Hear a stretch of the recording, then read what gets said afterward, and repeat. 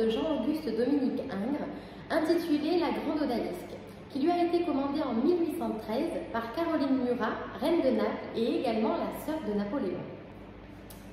La chute de l'Empire fera qu'il ne sera jamais payé pour cette œuvre et il la présentera au salon de 1819 où elle fera scandale pour plusieurs raisons et notamment pour son anatomie qui s'éloigne assez largement de la réalité. Ingres est dans une recherche de la beauté idéale que l'on pouvait trouver par exemple chez les antiques. Mais pour ce faire, il va prendre des libertés avec l'anatomie. Alors par exemple, son dos est beaucoup trop long. Il a 2 ou 3 vertèbres en trop. Son bras également, et pour coller à la silhouette du corps, est également beaucoup trop long. La jambe gauche semble carrément séparée du reste du corps. Son sein gauche se trouve sous son bras. Son visage, s'il était de face, serait parfaitement circulaire et ses sourcils ressembleraient à 2 aqueducs. Et son oreille est beaucoup trop éloignée. Donc vraiment, d'un premier coup d'œil, cette beauté qui semble presque irréelle l'est pour le coup, puisque un tel personnage ne se rencontrerait pas dans la rue. Ingres est donc moderne dans sa représentation, même si elle reste classique dans son procédé. Il est issu de l'école davidienne, il a appris les techniques de ce rendu, du modelé du corps humain grâce à de fins glacis transparents afin que la touche du pinceau ne soit pas visible, puisqu'à cette époque-là, une œuvre doit réellement être une fenêtre ouverte sur le monde, on doit pouvoir faire illusion de la réalité dans une œuvre d'art, et il a cette technique qui est extrêmement pointue, extrêmement léchée. En revanche, il se permet donc des libertés en ce qui concerne la représentation, ce qui est très moderne pour l'époque. En 1806, Ingres part à Rome et il va étudier les peintres de l'Antiquité évidemment et aussi ceux de la Renaissance. Et il va avoir une réelle passion pour le travail de Raphaël. Et c'est d'ailleurs à Raphaël qu'il va emprunter ce motif du turban qui est par exemple représenté dans le tableau de la Fornarina, qui est l'un des modèles favoris de Raphaël.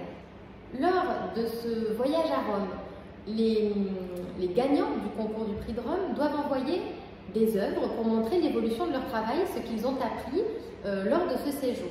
Ils doivent faire 4 envois et généralement ce sont des nus académiques afin que le professeur puisse juger de la technique et de l'anatomie si elle a bien été apprise. Alors à cette époque-là, les femmes ne sont pas autorisées à poser nues et donc les nus sont des nus masculins. Raphaël, qui est déjà pas comme tout le monde et moderne, va envoyer des nus féminins. Nus féminins qui auront déjà les mêmes caractéristiques que cette grande odalisque, c'est-à-dire un turban sur la tête et une anatomie qui n'est pas toujours respectée. Par exemple, le visage circulaire, l'oreille trop éloignée, c'est déjà quelque chose que l'on retrouve dans les tout premiers envois de Ingres quand il est à Rome. Alors, parlons du thème de l'œuvre, la grande odalisque. Odalisque est un mot qui nous vient du turc et qui veut dire oda, chambre, et lik, la destination.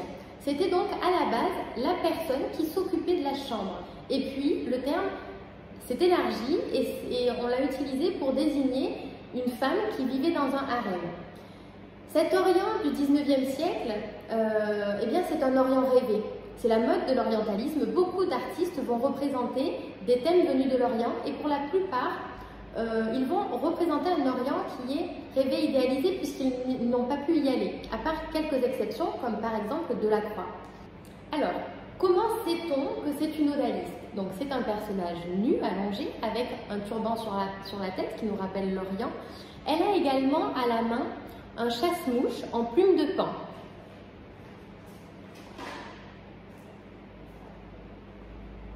Comme on peut le voir, donc juste ici. Voilà, le chasse-mouche en plume de paon. Nous avons une étoffe qui est extrêmement luxueuse et qui présente également des motifs orientaux. Nous avons enfin, dans le coin de l'œuvre, une pipe à eau ou narguilé, qui est également donc un de ces motifs rêvés de l'Orient, un peu luxueux et un peu érotique avec cette femme nue allongée sur ce lit est paré de bijoux aux pierres précieuses.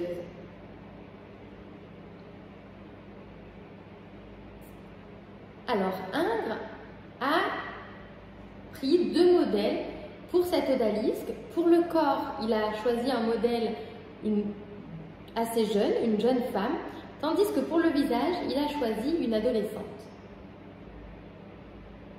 On retrouve ainsi un peu cette recherche du beau idéal de l'Antiquité que Praxitèle, Polyclète avaient mis en œuvre dans leurs œuvres sculptées et qui, justement, allaient choisir chaque élément qui les intéressait chez une personne différente.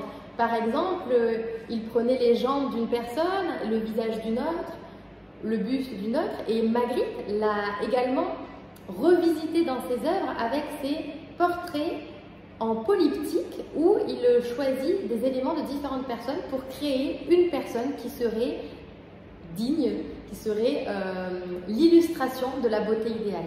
De cette œuvre ressort beaucoup de douceur grâce à cette lumière un petit peu diffuse qui vient apporter une homogénéité, un équilibre à l'œuvre. Cet équilibre, cette cohérence nous vient aussi du choix de la palette chromatique qui est assez réduite à 2 teintes qui seraient le bleu, des nuances de bleu, un camailleux de bleu et un camailleux de jaune orangé. Voilà, j'espère que vous en savez plus sur Ingres et sur la grande odalisque que vous pouvez aller voir au Louvre. Je vous dis à la semaine prochaine pour une œuvre un petit peu spéciale pour Halloween. Nous verrons ensemble une représentation diabolique.